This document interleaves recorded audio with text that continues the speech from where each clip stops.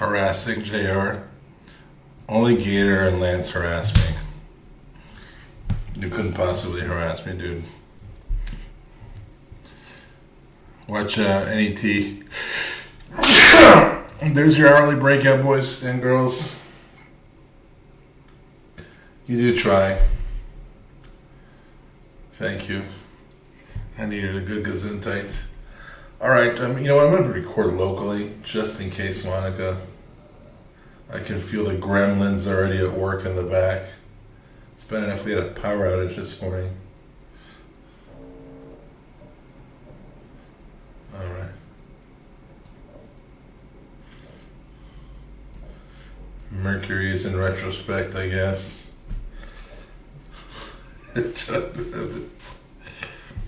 You harass me in a good way. You call me up, you're like, hey JR, just wanted to see how you're doing. Do you have any more issues? Can I get you anything? I'm a friend, just calling to say what's up. That's good harassment. Can Mars be in retrograde? Is that even a thing? Alright, welcome traders. This is an excerpt, the beginning of our scalping course, and really goes to the core of what we were discussing earlier. If you were around an hour ago, somebody asked me a question about technical analysis, and I went from Bruce Banner to the Hulk. I freaking hulked out and went on a full hour-long rant before I found myself on the floor with my clothes half torn off. We were talking about what it takes to really find an edge in the market. So we're going to talk about that today, finding your edge as a working trader. Okay. Before we start, please go ahead and do a deep dive. Call your attorney. Make sure you read through our disclaimers very, very carefully. Only Hulks, indeed, Ralph. I bet you that's not taken up, that domain.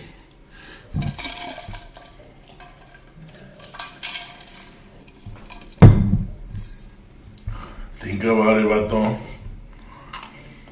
Somebody's got to have a Hulk fetish somewhere. Alright, anyways. We'll put Eddie in a muscle suit, paint him green, and start counting our money, bro. You know what I mean? Think about it. It's not my... Alright. So we're... that's our disclosure. That's my prison mugshot. So young and went behind the years. So full of hopes and dreams.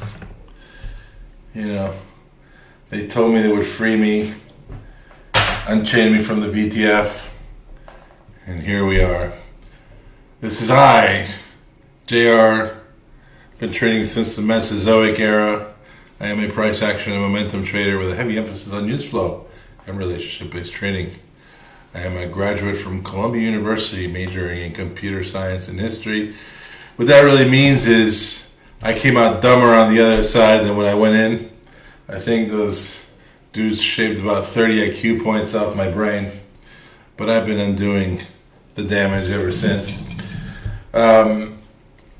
Before you ask, yes, I swear, I pinky swear, it is not just being recorded, it's being double recorded for your viewing pleasure. Alright, we need to adjust here a little bit.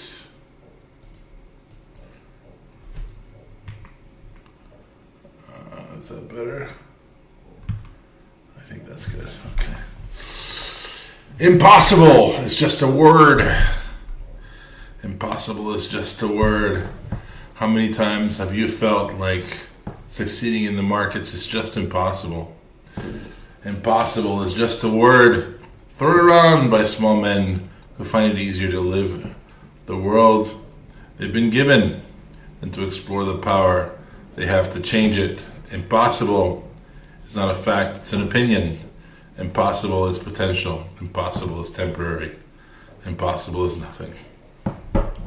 The great Muhammad Ali, for those of you who are in the room, you know why that quote was posted. takes a lot to make me angry. It really, really does. All right. Here we are, core principles. These are the core principles that I really base all of my teaching. When I go on a rant, when I talk about the market, these are the core three concepts that I stick to. Technical analysis is not trading.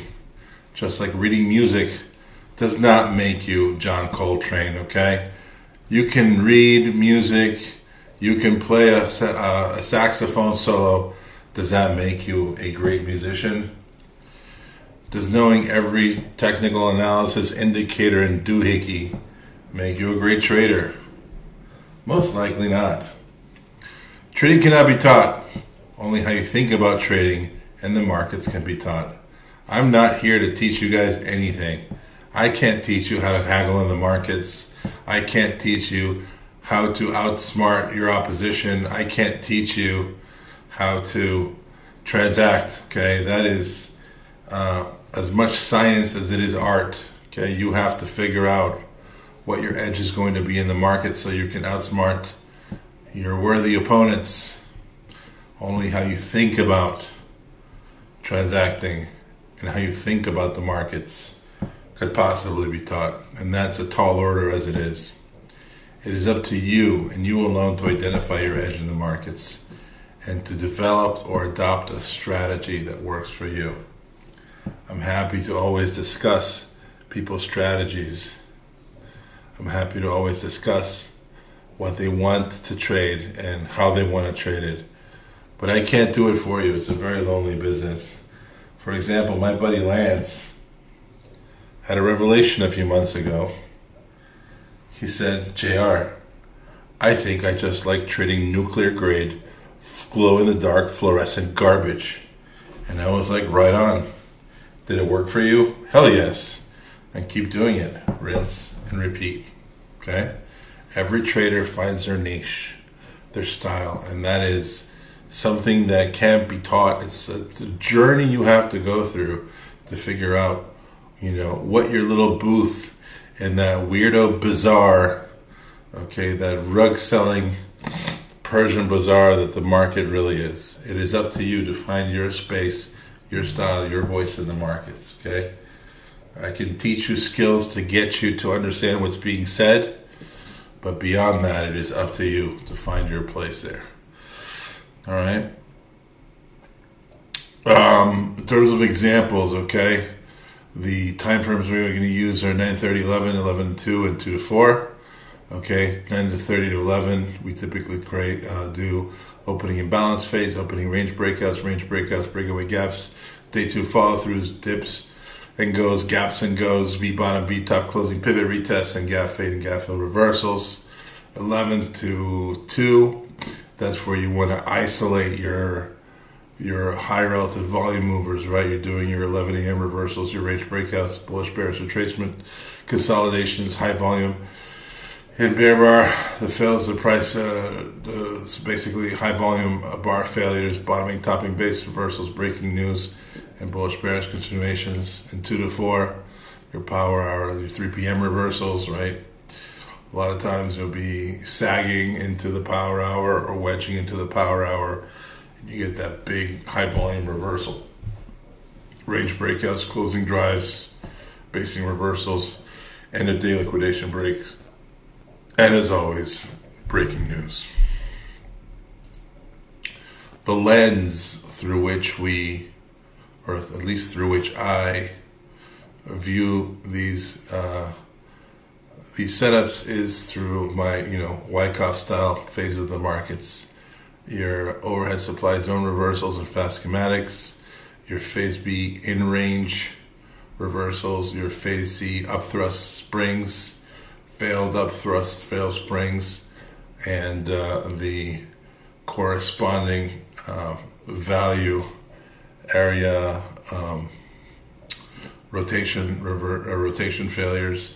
Phase D, your fast slow schematic reversals within range, your in-range continuation setups, and your Jackson Buicks, right? Your breakouts and retests. And finally, phase E, where we start to channel out and trend hopefully by 10:30, 11, your fast low schematic reversals within range, your range continuation setups, and your secondary breakouts and retests. Okay. In early trends, as always, we're looking for initial signs of strength and jumps across the creek, power pivot retest, channel reversion. Mid-trend, we're looking for fast price action schematics, low price action schematics, and power pivot retest. And finally, late trend, prior range retest, channel widening retest, and accumulation distribution zones that are being created. All right, so that's really the core of what we focus on intraday, and this is just a very quick introduction to what it is that we do here, at least what it is that I do here. Guys, if you could hold your questions until the end, I would appreciate it, right? No offense, I don't mean any disrespect, but let me just get through the presentation here. So I'm going to talk about the problem with education first, okay? They say that during a gold rush,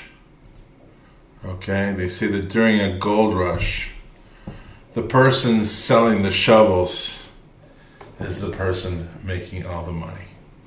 Okay, so you run into these freaking nefarious morons all over the internet and Instagram and YouTube with their Lambos and their hot hired girlfriends who aren't really their girlfriends.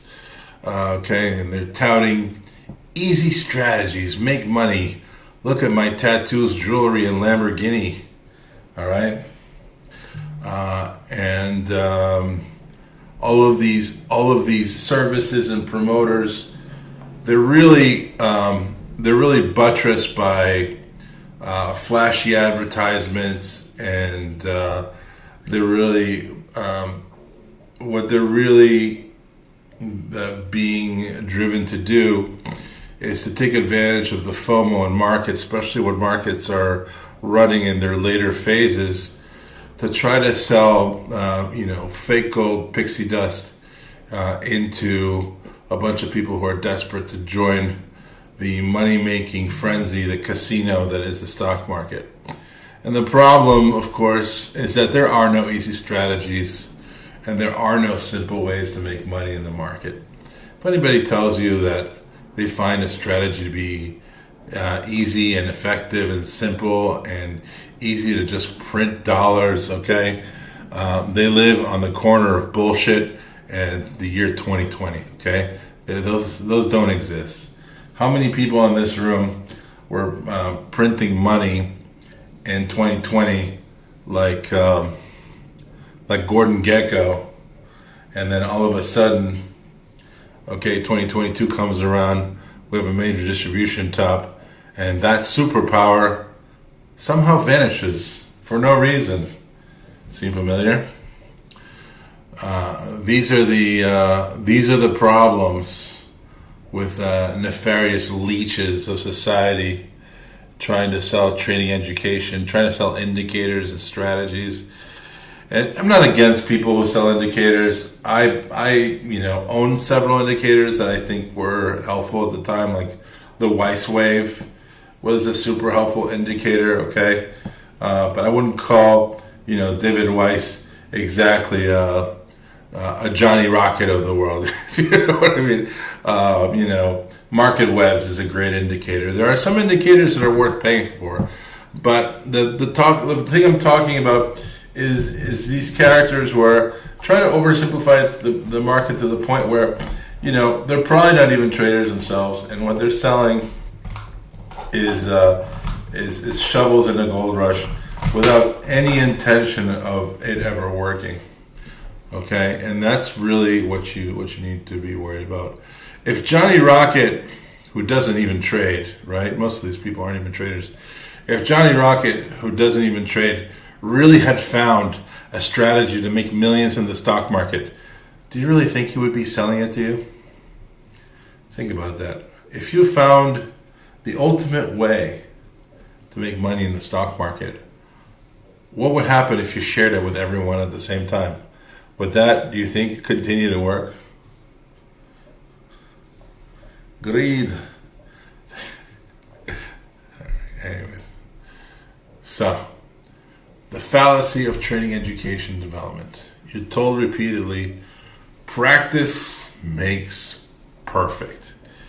Just go in there like one of those Chinese guys in the Kung Fu movies, all right, and practice the eagle claw, all right, and the tiger fist and the Buddha finger for 10,000 hours in a cave, and eat only rice and vegetables, and only watch Tony Robbins seminars and have your green juice every day. Do that for 10,000 hours, and you will be invincible.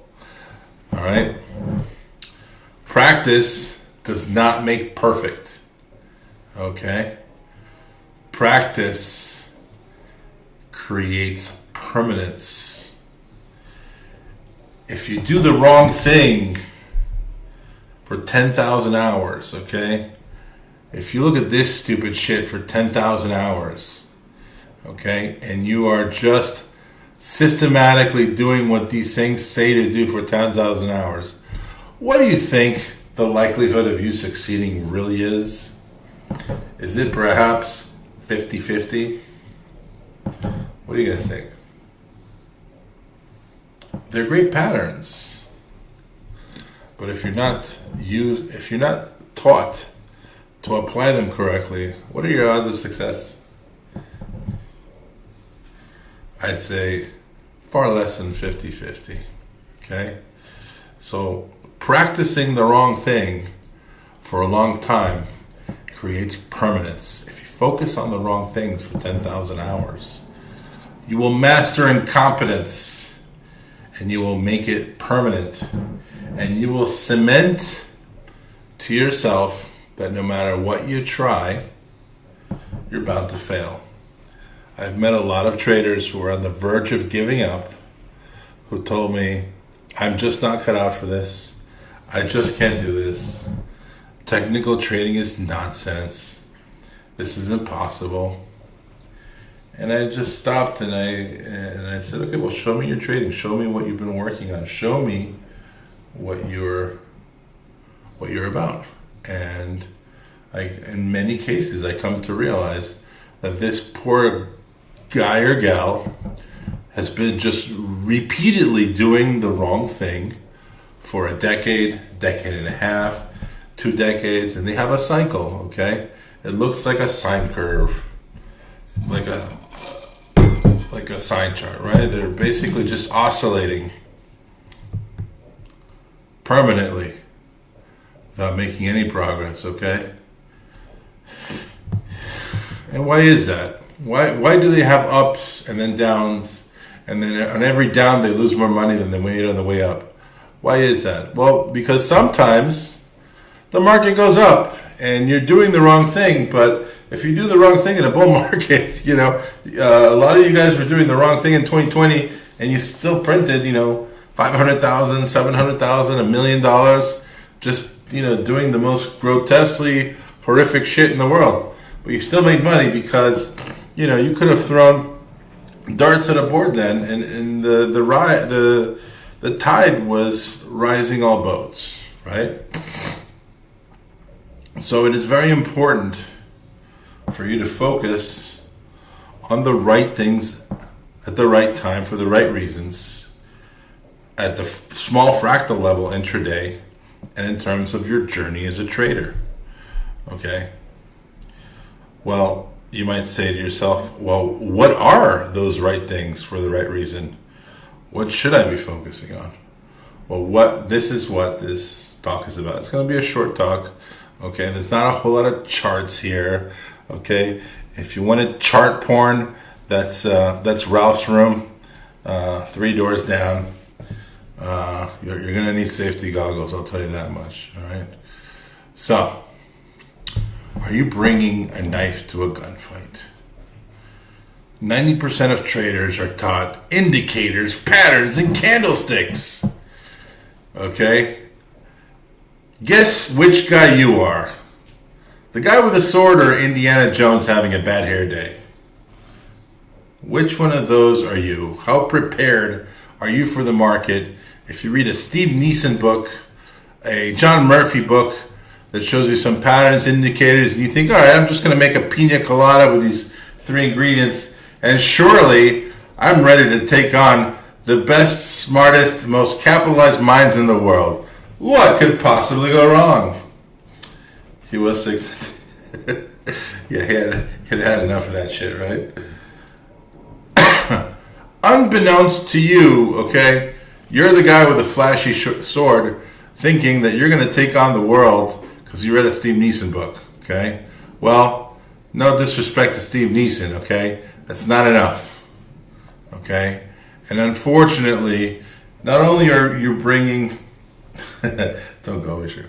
Not only are you bringing a ridiculously looking broadsword to a very serious gunfight, okay? You're not even aware that the other guy has a gun and that you're not prepared. And what's worse, after you get shot in the face, you bear down and you do the same thing, sometimes for decades, okay? It's not like you just lose this one fight because you're waving a sword at a guy with a gun. You double down and you read more candlesticks and you read more patterns and you read more indicators. And when that doesn't work, surely, okay, my own cognitive bias is going to tell me, well, let's just freaking add more cowbell. So you go again, okay, and then you add more candlesticks, more patterns, more indicators, and again, you get freaking shot in the face. So the cycle goes on, okay? And your gold shovel salesman, Mr. Johnny Rocket, okay, tells you, well, the market's changed. The market changed, okay? The market always changes, and it never changes. It's one of the weird contradictions about the market. So you buy more courses, and you double down, and you buy more indicators, and you buy 50% of swag. Clearly, if you buy that drink cozy with Johnny Rocket's insignia and a picture of his girlfriend's bosom on it, you're set for success. And so, you're taught to look at confluences. Okay, we got a pattern, we got a candlestick here. All right, so you're feeling like you got a handle on things, right? And then you add another confluence. Okay, so we got a candlestick, a pattern, an indicator. Okay, we got a breakaway gap, a micro wedge with a retest of the fast moving average. So, okay, you're laser focused on things that really don't necessarily matter, right? And you have a igniting bar with an inside bar breakout, a pullback here, all right? But you didn't really necessarily realize that, you're fracking here, okay? What's the problem? What's the problem with this picture, guys?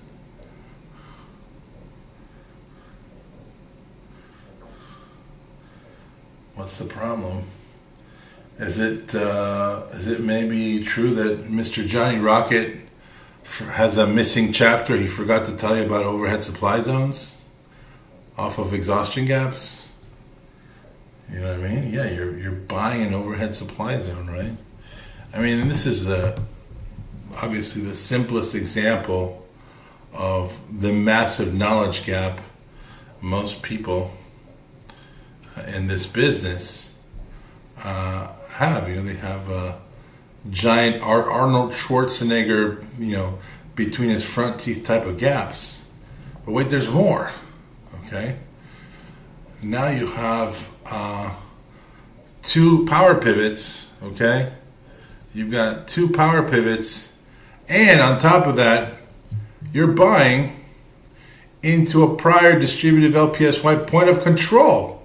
Okay, and you're trading the markets with total unawareness of order flow, total unawareness of market structure, total unawareness of supply and demand, because you have no idea where the prior orders are. Okay, total unawareness, and so you buy the wrong thing at the wrong time for the wrong reason. You're through you've shot clearly through the top of the calendar channel. Okay, and when it's finally time to buy this thing, when you finally clear when you finally clear top of value and you have an obvious buy indicator, okay, you're asking yourself, should I enter the trade here? Is this a good trade for the right reason? Is this a bad trade for the right reason? If I enter this trade, it looks good. Am I misbehaving? Am I doing the right thing? And you just don't have enough information technically to make that decision because you've been doing the same stupid shit for God knows how long without any kind of true understanding of how the market works. All right? So you go back to the drawing board and you double down on what isn't working. You buy more courses. You study more charts. You add more indicators. All right? You hope that $10,000 pays off. And in the meantime, okay, your bank account is going like this. Okay? It's ringing that register. But it's ringing the register because you're paying for more morons that don't know anything to teach you things that don't work, okay? And then one day you realize you don't have a freaking edge in the market. There is no course, guys, that will teach you or give you an edge that you're looking for, okay?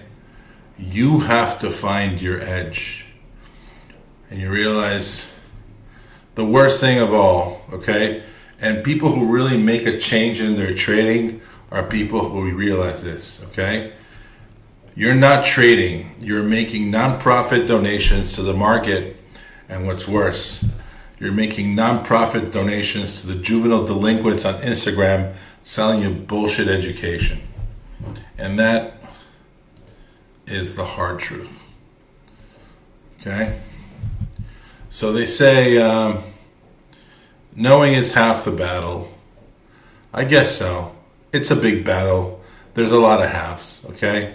You got blue lasers, less red lasers, than you got knowing. But knowing in this case is half the battle. Being aware that you're woefully under-equipped to trade the markets really is half the battle to understanding your edge. Okay? So I like to use a poker analogy. We actually have a couple of professional card players in the room. Stand up and take a bow if you want. I know who you are. All right, but this is something that card players. Mr. Maradona, stop blushing, bro. Come on. Anyways, okay. So, what would you feel better about, Mr. Maradona? 2 pairs or a straight flush? I know it's obviously a ridiculous question to ask. Why is that, Mr. Maradona? Go ahead. Enlighten us, sir.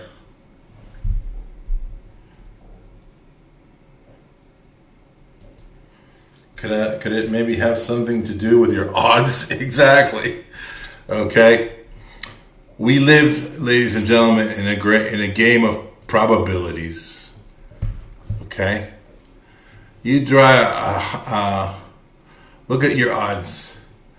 Look at the probability of drawing a high card, 50%. 1 pair, 42%. 2 pairs, 4%. Straight flush, 0.00139%. Okay? Look what happens to your odds.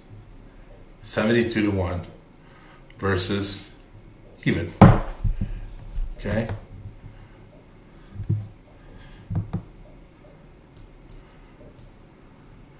Do you think it's important to understand where you stand probabilistically given the hand you're holding in a day trading situation?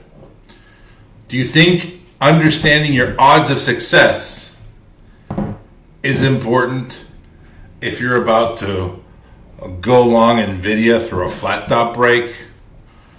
Is it important to understand your odds of success? It's not just important, it's hyper important, right? How are you supposed to determine the amount of risk you should take if you don't understand the probability, the odds of that particular situation working in your favor. Type 11, if you've cataloged, for example, Type 11, if you've cataloged your setups given specific market conditions and their order of probability of working. Very few traders do this, okay, which I find astounding. But JR, I had a candle that was down and a candle that was shaped like an elephant trunk, and the reverse flux capacitor oscillator flashed green, and Johnny Rocket says to buy when that happens.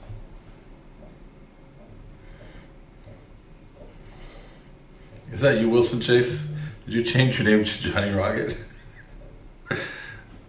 All right. Most beginning traders do not understand the hand they are holding. Okay? Do you understand what I'm saying? Most beginning traders do not understand the hand they're holding. And so I call this living in Plato's cave. Have you guys heard of the allegory of Plato's cave? People living in a cave without ever having seen the world, not understanding how it works. You're living in a very strange sort of cognitive dissonance and muted reality, right? Watching the shadows, exactly. Well, if you don't understand whether you're holding a high card or a straight flush, okay, how are you supposed to make trading decisions in the market? Okay? How are you supposed to make trading decisions in the market if you don't understand what you're holding? Okay? And so Johnny Rocket tells you to buy the candlestick when it has a little tail and then it has a little inside monkey baby, okay, and the Siberian tiger tusk pattern, okay, and the Mach D has to cross and look like a zebra, okay, and the pattern has to look like a little, I don't know, whatever. You get the picture, okay? Well, that's really not how professionals think about the market, okay? They don't think about the market that way. And the way they think about the market is typically is a confluence of things that matter to them. This is the confluence of things that matter to me. Order flow, structure. The candlesticks are important, okay? Catalysts, indicators, tape reading, price action, finally patterns. The confluence of things that to me increase the probability of having a royal flush versus a one pair, okay, are undergirded, okay, and fed by this set of particular. There's more, okay. There's also intermarket analysis, right? Like if the 10-year yield is spiking higher and the dollar looks like a Viagra ad, okay, and we're overextended, maybe I shouldn't be diving right into the equities market, okay. There's a whole issue of catalysts, and catalyst means a lot of different things, right? And we'll get into that later. And then there's the issue of sentiment. Okay, sentiment is super important. Narrative is super important. This whole what's this chick's name? Freaking blonde sugar tits with the clothing company. Eddie, you're a millennial. What's her name? Sweeney. Yeah. You think that may have been a freaking catalyst for Rabbi Zaga? Cheers. Do you think that may have been a relevant catalyst for the move in American Eagle Outfitters? Right? These things are important. So, you have your chart reader on the left, okay? Chart readers are typically novice traders who become absolutely enchanted with the power of technical analysis. There's something happens cognitively when you start to figure out technicals, okay? And you get this false sense of power. You sometimes may start to grow a ponytail. You know who you are, okay? And for a while you get this false sense of empowerment, okay? So you're looking at signal bars and strats and the chart, and you almost start to feel like the market is a puzzle, kind of like a Dungeons and Dragons game that's full of magical spells and incantations. Okay, when in reality the market is a brutal knockout, drag out. Okay, filthy, dirty exchange between two people trying to rip each other off. That's the brute, disgusting reality of the market. Okay, so you focus on technical partner tricks and signal bars and bullshit indicators and strats, and you trade against the chart, and you obsess about technicals and indicators, and in the meantime, you're not paying attention to the things that matter. Okay, sentiment, emotion, are those things perhaps important? Catalyst. Is there a catalyst driving the story, wanting to make people buy or sell? And by the way, I couldn't give a crap whether it's going up or down. As long as there's a catalyst moving the thing, it doesn't matter to me. Time frames, is that important? How about sequences? Is it the same thing to buy a inside bar breakout on a Sydney Sweeney, new see-through bra, whatever, after it's coming out of an 8-month long base and it's just breaking out with volume, just transitional setup versus maybe the third leg with RSI at 99? You got to pay attention to where you are in the sequence.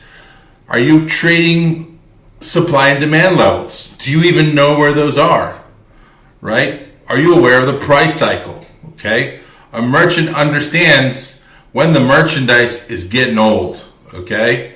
Is this a crowded trade? Do you understand what I'm saying? Most important of all, guys, the last 3 things. These are if you get anything from this open house, and I hope a ton of you guys join. This is a great room. All right. There's a lot of really good traders in here. But if you get anything from this entire week that you're here, okay? Traders trade against other people, okay? Like Soylent Green, the market is made of people, okay? Oh, but JR, the robots. Who do you think programs the robots, okay? You're still trading against people. That is number 1 most important concept. 2, real merchants, real traders understand their edge in the market, okay? They understand the difference between a 8-pair and a royal flush. They get it. They understand, okay? And they're able to extrapolate likely outcomes based on their edge, based on their hand, on the hand they're holding. And we call that expected value. Do you even tops, bro? All right. So, next time, okay, you're wondering what your edge in the market truly is. Think about the poker analogy. Are you holding a crap card? Maybe you want to just walk away. Maybe you want to let this one go. Remember when I said yesterday, guys, we don't have to swing at every pitch. We said that early in the day. Why? Because the probability of a successful outcome on a day with low expectancy is very low, right?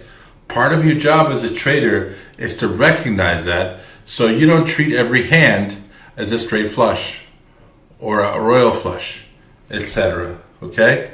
Poker and trading, remarkably similar in so many ways, which is kind of scary. Because I always tell my kids, Daddy's not a gambler. Kind of. What's that meme, Eddie? The same but different.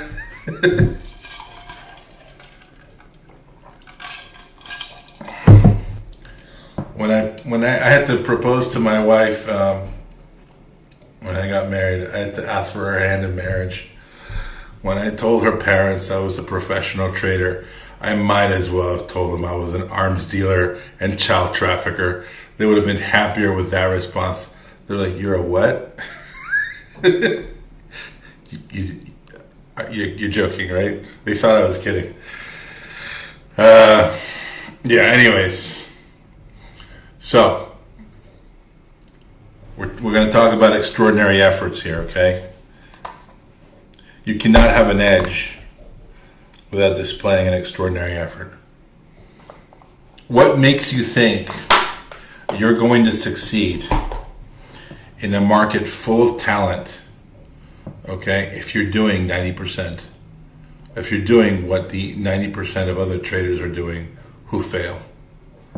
Their ordinary efforts, okay, they're buying Johnny Rocket tapes and reading whatever, Steve Neeson books, okay? They're doing what everybody does, and guess what? Equal input equals what? Equal output, right? Extraordinary efforts, doing the right things, will produce extraordinary results. Which is why I always tell you novice traders, I don't want to hear ever that you lost a lot of money. You have no business losing a lot of money in the markets until you've put in an extraordinary effort, doing the right things to produce an extraordinary result. Okay? If you put in extraordinary capital without having done the work, okay, I guarantee you, unless you get very lucky, you're going to get blown out of the market. Okay? It's just the way it is. So, we have the... I'm sorry, okay? I'm sorry, Mr. Williams. So, what is your edge in the market? Okay? Does it sometimes feel like I call out a trade and I'm drinking from a fire hose of information and you can't keep up with all the variables I'm calling out? And you're like, fuck, dude, I don't know about this trade. And you know, everything works great. And then you look at the trade, you know, an hour later during your lunch break, and you're like, how did I even miss that? How did I even miss what JR was talking about? He told me what he was doing. He told me what he was looking at, and I just couldn't process all that information. Thanks, Rabbi Goldstein. Why don't you rub it in a little bit more?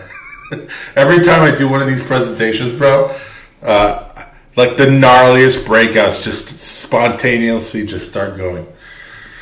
I hate you very much. No, just kidding, bro. Keep calling them out, man. I'm sure people will delight in me losing the rabbinic trades. Thanks, Eddie. Appreciate you. All right. Anyways, so my view on edge, okay? My view on edge. These are the things that give me an edge. Other things may give you an edge. For example, Rabbi Goldstein is very good, okay? He's got a very good nose. He just sniffs around, figures out what's about to be hot before it's hot. He gets in, he positions, he adds like a boss, and he prints, okay? He prints like a mofo. That's one of his edges. Here are my edges, okay? Lance, for example, Lance likes to stock a trade. He finds a trend on some ridiculously bullish section of that uptrend, like for example MSTR, and he rides it till the wheels come off, the seat pops off, the handlebars melt. You know what I mean? That's his thing. Each of you guys has to find out what that is. He is a rabbi for a reason. That is correct. He is my rabbi. All right. Anyway, so for me, technical catalysts: relative strength, relative volume, market structure, order flow, price action. I don't look at these things separately in real time. Okay, they're just part of the picture. And for a long time, it took me a while to put this stuff together, but it really becomes second nature when you've sat there for a decade or two and you just look at charts all day. Options flow, supply demand zones, indicator confluences, and trend. Okay, market behavior catalysts, and these are far more important. Okay, news catalysts, breaking news, price action narratives, market sequences, sentiment, and sector strength. When you find, or when I find this in a Venn diagram with most of this, okay, that's when I get stupid in terms of size. Okay, that's when I get really clear about my conviction. All right?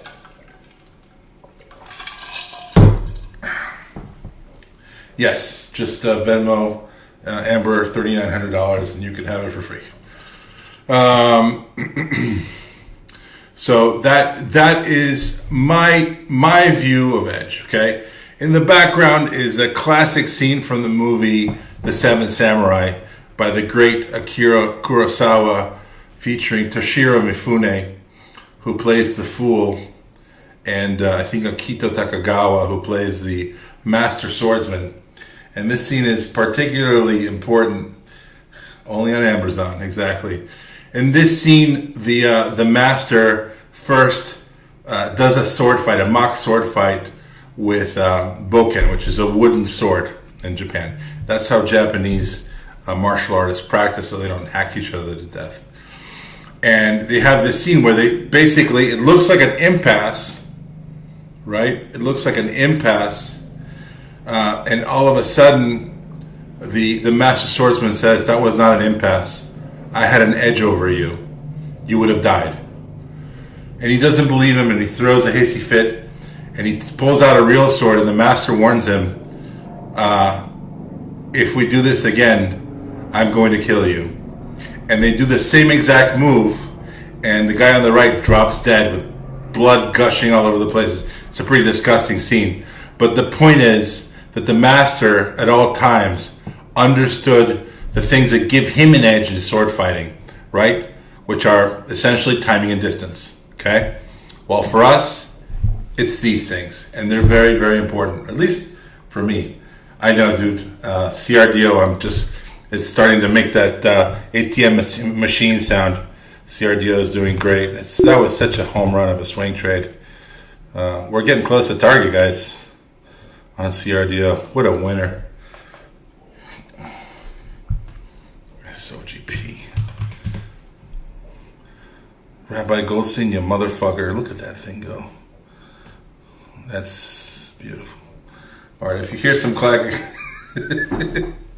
Alright, anyways. Alright. So knowing your edge is half the battle. Okay? It's not just half the battle, guys. It's the goal. Okay, if you don't understand expectancy, okay, if you don't understand your edge and your probabilities of success, if you haven't identified that yet, you're living in Plato's cave.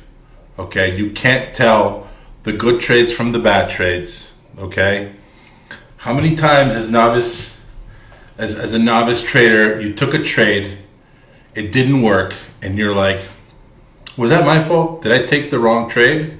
Or did the trade just not work?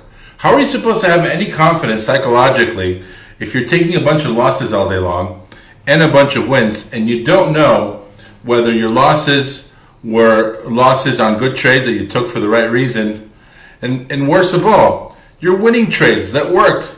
Did you just take a winning trade that worked, but you took an awful trade for the wrong reason, and over the long term, statistically, you're doomed to fail? Imagine not knowing that kind of information and trying to proceed in the markets. How are you going to fare psychologically, behaviorally in the markets if you don't know that you're taking the right trades for the right reason, okay? Or you're taking the wrong trades for the wrong reason and still succeeding, okay? This is one of the things... Come on. Okay, this is one of the things that absolutely saps your life force. It saps your ability to make cogent and intelligent decisions. Before you start risking capital in the markets, guys, okay? Remember the three trajectories we talked about when I was raging earlier in some random rant, okay? Behavior, analysis, and money management and execution, okay?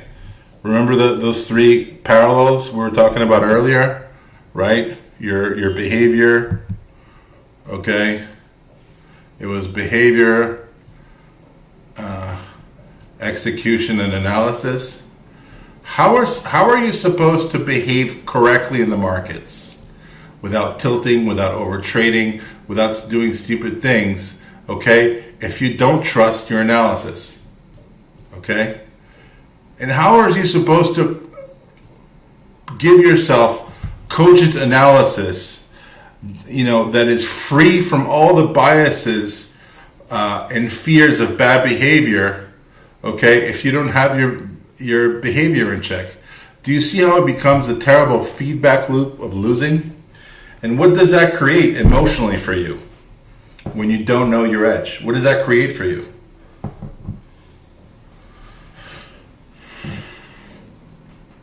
It creates fear, uncertainty, and doubt. Do you feel like you can analyze, execute, and manage in the most competitive marketplace in the world, aka the equities and bond market, if you have no way of understanding how to manage your analysis and behavior? How are you supposed to execute if you're a nervous wreck and you're not sure that you're analyzing the right things for the right reason? It is impossible, right? Which is why I always tell novice traders, guys, you have a long road ahead of you. You have a lot to build on. It all starts on knowing what things you need to focus on in order to gain edge, okay? This is why I'm going to be launching a mentorship service for you guys, so you can discover what your strengths and weaknesses are, what you need to work on, okay, and how you're going to succeed for what you need to do in the markets. Okay, these variables, okay, that give me edge may not be the same for you. Okay, you have to discover this for yourself. You have to discover which blend, okay, in the great freaking bologna sandwich of probability you need to put in there to get your royal flush. It's a little bit different for everybody, okay? I like to think that mine is pretty vanilla, but that's the one that works for me, okay? So, you have edge. I call that the why what, okay? Technical analysis comes much later, okay? Technical analysis initially helps you identify, okay, some things that add to the why what, like finding an overhead supply shelf, okay? But once you figure out the why what, you're going to need TA again to figure out the how when, okay? So let me explain. The why what: story, catalyst, technical catalyst, relative strength, trend, sector strength, right? Market structure, order flow, price action, multiple time frame analysis, order flow, news flow, price action narratives, confluence of time frames, confluence of indicators, okay? All right. Finally, how when? Okay. When is the right place? Okay, I've identified a potential catalyst, a potential move, okay? This is when technical analysis and understanding certain things about how technicals work actually helps, okay? The problem is most people who fail the market really fail to understand how and when to apply technical analysis, and it really is a bit of a life wrecker, okay? And the problem with technical analysis when applied out of context, okay, is it leads to something I call apophenia. Okay? What do you guys see here? If you're a member of the room, can you not make any stupid wisecracks? Our members have seen this stupid picture 8,000 times. It's a duck, it's a rabbit. What else? What else do you guys see? A pineapple. Thanks, Andrew. That was super constructive, bro.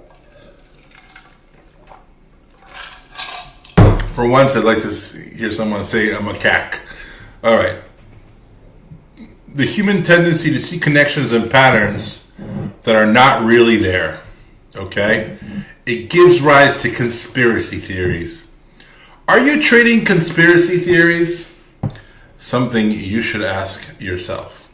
Are you trading a conspiracy theory created by your own cognitive bias? That is something that all traders struggle with. How many times, for example, You know, I caught you, Andrew, trying to short an inside bar breakout when you're at the apex of a falling wedge into a demand zone, into a 5-minute 200, into a gap fill, right? You're seeing a duck, and I'm like, that's not a duck. It's a falling wedge snapback, motherfucker. Sounds familiar? I pick on Andrew because he's my buddy. He's one of my favorite people, so don't worry. We've gone to couples counseling. We've ironed it out. Does this make sense? And so, in the Apophenian war, we find ourselves at fakedoors.com. Some doors in this room are real, and some doors are painted on the wall. If you're running away from something and towards something, how confident are you that you're not going to splatter on the wall going 30 miles an hour instead of opening the handle and walking right through? Okay? This is the problem of apophenia in the markets. And when you're educated by Dr. Johnny Rocket on going long when the monkey bar touches the Superman bar and the hammer inverts with the influx oscillator of the whatever, okay? You're falling victim to not even your own apophenia, some gold digging pickaxe selling person selling you a cloud of farts, okay? So the problem is overcoming apophenia so you could actually find real edge, real expected value in the markets, okay? So understanding expectancy. You've all been told, Rick and Morty is an institutional record. I'm glad you appreciate it. So you've all been told risk versus reward. Is risk versus reward important? Is that something we want to bear in mind? Sure. It's super important, okay? If I have a trade that has a reward of 100 and a risk of 1, should I always take that trade? How likely is that trade to work? If the probability of that trade working is 1,000 to 1, but my risk reward is 1 unit of risk for 100 units of reward, and over the long term, is that going to make me money or bankrupt me? Not a trick question.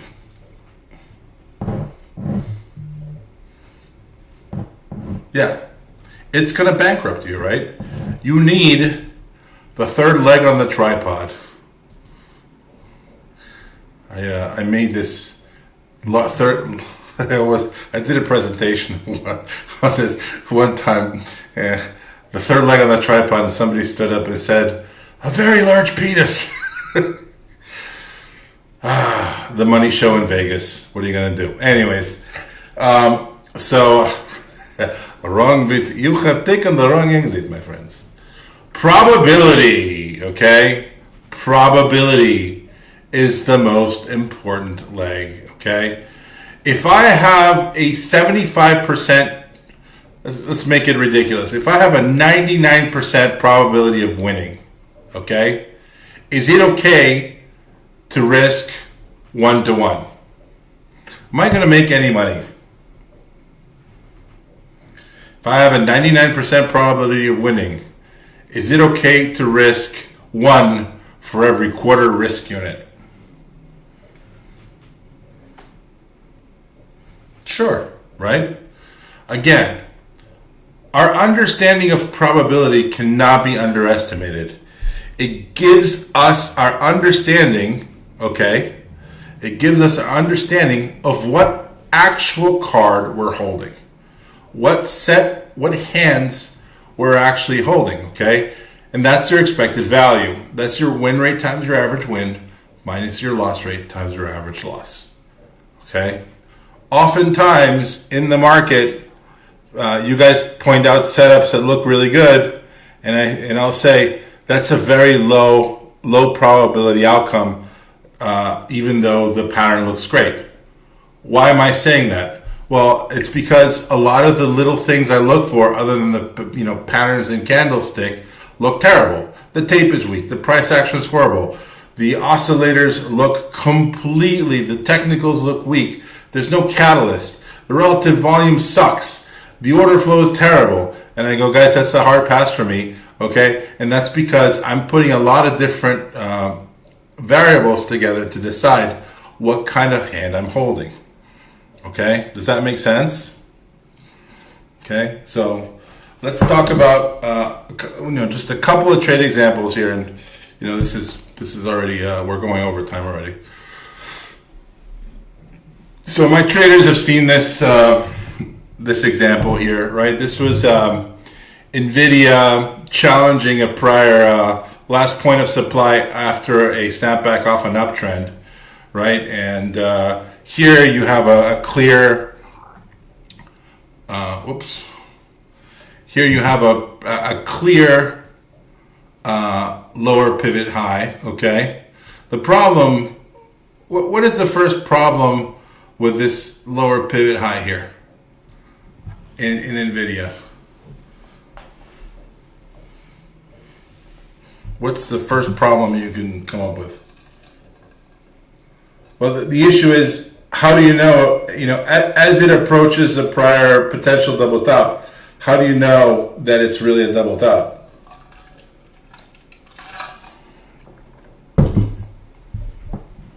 How do you know that that's really going to be a double top until you get the turnaround bar?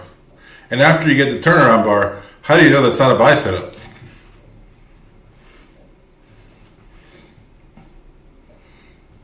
Correct. Lance is correct. For one, okay, this inflection point hasn't failed yet. You see that? Lance for the win. How many hours did I fucking torture you with this shit, Lance? All right. So you've got your overhead supply correctly mapped out, okay? And what happens here? Is this a bullish retracement or a shallow, lame shallow wedge on low volume with oscillating, with divergent oscillation here? Which one is it?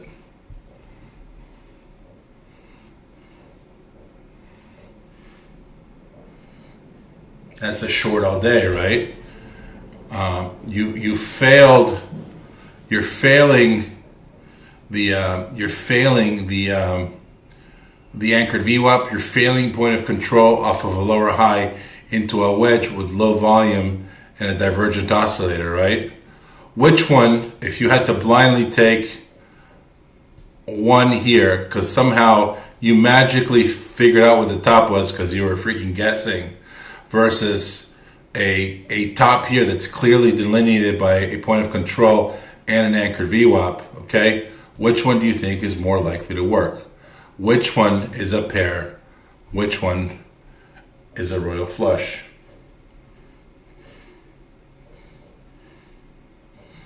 We're going to get to that, David.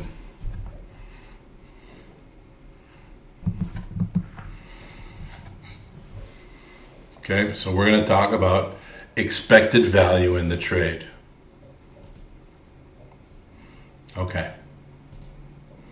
Now, say, for example, we take the turnaround bar lows, we set a stop above the prior pivot high, okay? You're going to risk about $1,000 to make $3,700. And you're not sure whether you're right or wrong, because this pullback back here could easily bounce off of point of control because it often acts as support, right? And it acts as a Jack and Buick, right? Is this a Jack and Buick, or is this another failed V-top with a secondary leg down? You don't know, right? But let's assume, even though they're not equal expectancy, let's assume they were. This is a 3.7 to 1. Now, if you take the higher expectancy trade, now you're thinking like you're freaking selling rugs in Persia. Okay? Look at your stop. 31 cents. What's the likelihood on a rising wedge with weak technicals and divergent oscillation that you're actually going to break this point of control and anchored VWAP off of a weak ledge?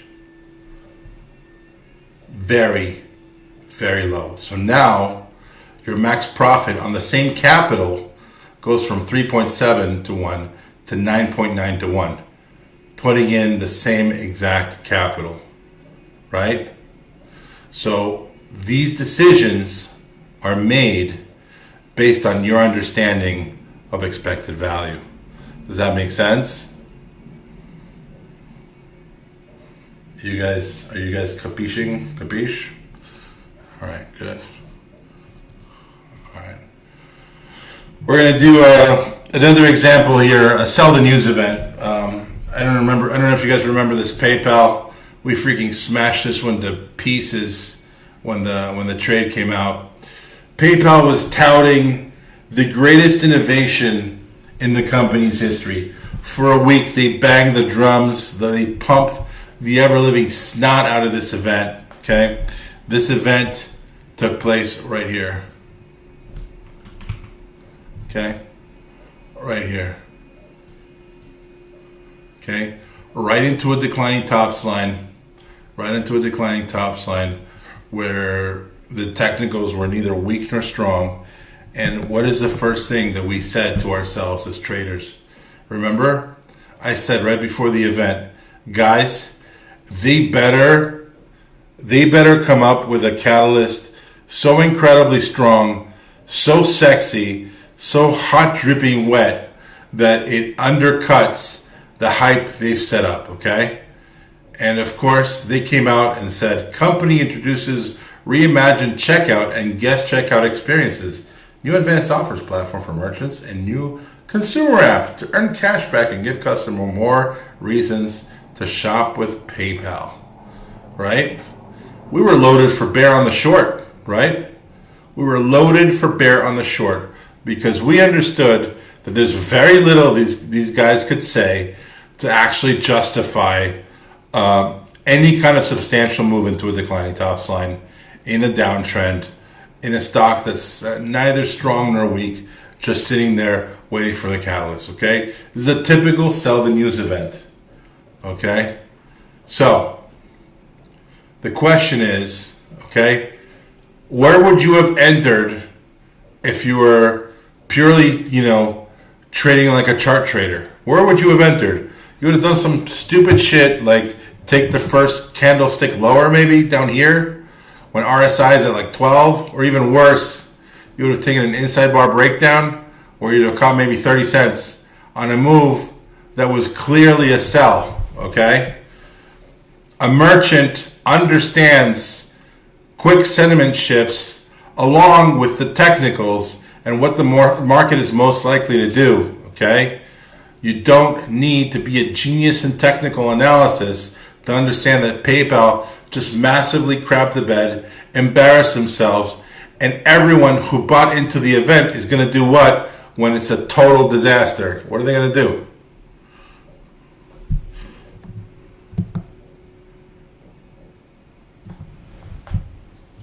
They're all going to dump it at once, okay? This event created enough of a demand and supply imbalance to generate a whole lot of momentum, okay? And you don't need a whole lot of technical analysis understanding to catch 5 points in PayPal in 10 minutes, okay? That's the difference between a trader and a chart reader, okay? And my intention here, the reason I do this job, is to turn you guys into traders, okay? So core principles recap. Technical analysis, okay, is to trading what reading sheet music is to sounding like John Coltrane. It cannot be taught. Only how you think about the markets can be taught. It is up to you and each of you to identify your own edge in the markets. Forget what I'm doing. Forget what Rabbi Goldstein is doing. Forget about what Lance is doing, etc., okay? And focus on your edge in the markets and adopt strategies that work for you. All right? And that concludes our presentation today. Thank you for flying Romero Airlines.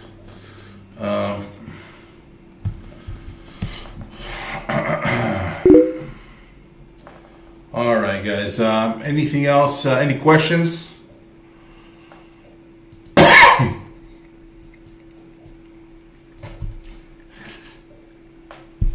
Anything you guys want to talk about?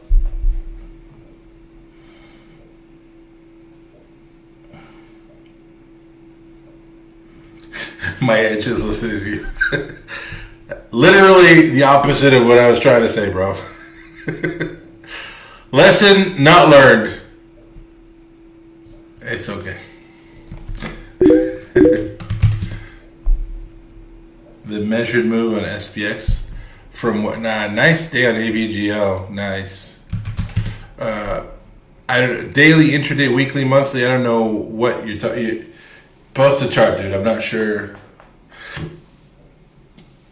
I'm not sure what you mean. Are you talking about the from Thursday the 21st to the 22nd? That's the only measured move I see that's relevant here.